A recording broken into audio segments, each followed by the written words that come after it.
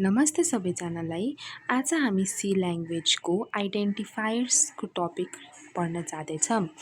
Identifiers भनेको के हो त्यसको बारेमा आज हामी बुझ्न जाँदैछौँ। हाम्रो आइडेन्टिफायर्सको डेफिनेसन हेर्दा identifiers are user defined names use to represent variables functions array structure and other entity in a program. So हाम्रो आइडेन्टिफायर चाहिँ एउटा यस्तो युजर डिफाइन्ड नेम हो जुन चाहिँले भेरिएबल्स फङ्सन्सहरूलाई रिप्रेजेन्ट गर्छ। यो चाहिँ हामी युजर्सले डिफाइन गर्ने नेम हो। यो चाहिँ प्रिडिफाइन्ड हुँदैन। अब यसको केही इक्जाम्पल हेर्दा हाम्रो इक्जाम्पलमा यहाँ हामीले इन्ट ए र डबल बी लेख्यौँ। अब यो हाम्रो ए चाहिँ आइडेन्टिफायर भयो, यहाँ डबल बीको बी चाहिँ आइडेन्टिफायर भयो। सो हामीले भन्न मिल्छ कि all the variables are identifiers. हाम्रो सबै भेरिएबल्सहरू चाहिँ आइडेन्टिफायर हो। तर हामीले सबै आइडेन्टिफायर्सलाई चाहिँ भेरिएबल भन्न मिल्दैन, किनभने मानौँ हामीले यहाँ void सम लेख्यौँ।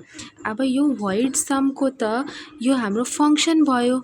सो हामीले यसलाई चाहिँ यो हाम्रो आइडेन्टिफायर त हो, तर यो हाम्रो भेरिएबल त भएन। त्यही भएर हामीले भन्न मिल्छ कि all the variables are identifiers, but all the identifiers are not variables, किनभने आइडेन्टिफायर्सले हाम्रो भेरिएबल फङ्सन एरे स्ट्रक्चर सबैको नेमलाई रिप्रेजेन्ट गर्छ। अब हामीले आइडेन्टिफायर्स तर्फको केही रुल्स हेर्दा keywords can't be made identifiers. So हाम्रो जुन यो इन्ट डबल void छ, सो यहाँ जुन हामीले इन्ट डबल void लेखेका छौँ यो सबै चाहिँ हाम्रो किवर्ड्स हो, प्रिडिफाइन्ड हाम्रो ल्याङ्ग्वेजको किवर्ड्स हो। सो यो किवर्ड सट्टामा चाहिँ हामीले आइडेन्टिफायर्स युज गर्न मिल्दैन, किनभने यो किवर्ड्स चाहिँ हाम्रो अलरेडी प्रिडिफाइन्ड हुन्छ। अब हाम्रो अर्को रुल हेर्दा identifiers must begin with letter A to Z, capital A to Z और स्मल ए टु जेड और एन अन्डरस्कोर। हाम्रो जुन आइडेन्टिफायर हामीले लेख्छौँ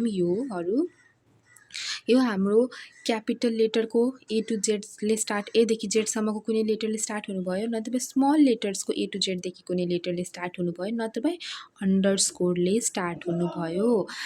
त्यसबाहेक न्युमरल्सले या कुनै अदर स्पेसल क्यारेक्टर्सले चाहिँ हामीले आइडेन्टिफायर्सलाई स्टार्ट गर्न मिल्दैन, बिगिन गर्न मिल्दैन। बरु हामीले कुनै वर्ड बिगिन गरिसकेपछि अन्डरस्कोर अथवा लेटरले बिगिन गरिसकेपछि त्यसपछि हामीले न्युमरल्सको युज गर्न सक्छौँ, तर न्युमरल्सले हामीले स्टार्ट गर्न मिल्दैन। सो यो थियो हाम्रो आइडेन्टिफायर्सको बेसिक कन्सेप्ट। आशा छ हजुर सबैले बुझ्नु भएको होला यतिको कन्सेप्ट चाहिँ आइडेन्टिफायर्सको।